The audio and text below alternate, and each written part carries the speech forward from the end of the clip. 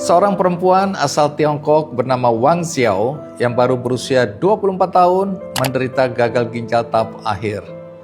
Tanpa transplantasi ginjal, dokter mengatakan kemungkinan hidupnya hanya bertahan 1 tahun. Namun sayangnya tidak ada satupun anggota keluarga yang cocok untuk menjadi donor. Di tengah keputusasaan, seorang teman menyarankannya untuk memasang iklan pernikahan di sebuah kelompok pendukung pasien kanker. Dalam iklan itu, ia menulis bahwa dirinya mencari pria sakit parah yang bersedia menikah dengannya dan mendonorkan ginjalnya setelah meninggal. Sebagai balasannya, ia berjanji akan merawat pria tersebut dengan sepenuh hati selama masih hidup. Beberapa hari kemudian, iklan itu mendapat respon dari Yu Jianping, pria berusia 27 tahun yang menderita kanker tulang stadium akhir. Yu memiliki satu kekhawatiran besar. Jika ia meninggal, siapa yang akan menjaga ayahnya? Karena itu, Yu menerima tawaran Wang dengan satu syarat, bahwa setelah dirinya meninggal, Wang harus merawat ayahnya. Pada Juli 2013, tanpa sepengetahuan keluarga masing-masing, mereka mendaftarkan pernikahan mereka secara resmi. Hubungan yang awalnya dimulai dengan perjanjian saling menguntungkan itu perlahan berubah menjadi hubungan penuh kasih sayang yang tulus. Wang menemani Yu menjalani pengobatan kanker, dan sebaliknya Yu juga selalu menemani Wang menjalani cuci darah. Setiap hari Yu memasak sup untuk membantu pemulihan Wang, sementara Wang yang ceria dan optimis perlahan mengembalikan semangat hidup Yu. Demi membantu biaya operasi transplantasi tulang Yu, Wang bahkan mulai membuat dan menjual buket bunga di pinggir jalan.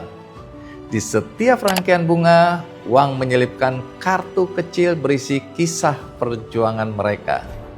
Usahanya tersebut menarik banyak donatur yang bersimpati, hingga terkumpullah sekitar 500.000 yuan atau sekitar 1 miliar rupiah pada waktu itu, termasuk dari donasi orang-orang yang tersentuh akan cerita mereka.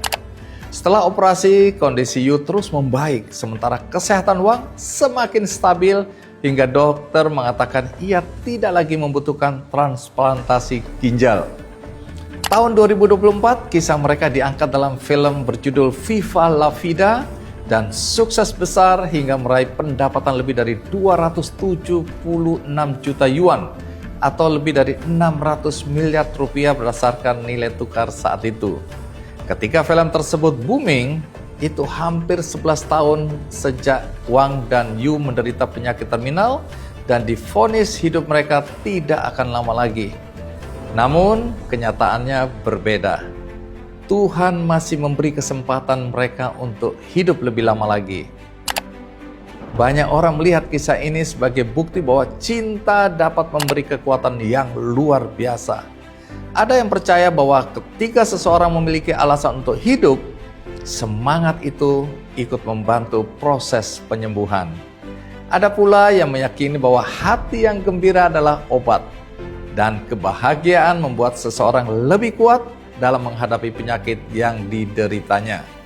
Terlepas dari apapun penjelasannya, kisah Wang dan Yu mengingatkan kita bahwa hidup tidak selalu berjalan sesuai prediksi manusia. Kita tentu harus menghargai ilmu kedokteran dan mengikuti saran para ahli. Namun, perkiraan kondisi medis bukanlah takdir. Ada orang yang divonis hanya memiliki masa kehidupan dalam hitungan bulan, tetapi kemudian ternyata bisa menjalani hidup bertahun-tahun. Ada yang diperkirakan tidak akan pulih, tetapi perlahan menemukan jalan menuju kesembuhan. Karena itu, ketika menghadapi masa-masa sulit, jangan biarkan ketakutan terhadap sesuatu yang belum terjadi mengambil seluruh hidup kita hari ini. Jika hidup memang memiliki batas, selama kita belum mencapai garis akhir, berarti kita belum selesai. Kita tidak pernah benar-benar tahu apa rencana Tuhan dalam hidup kita. Jalani hari ini sebaik mungkin, karena selama kita masih diberi kesempatan untuk bernafas, selalu ada kemungkinan bahwa halaman terbaik dalam hidup kita belum ditulis.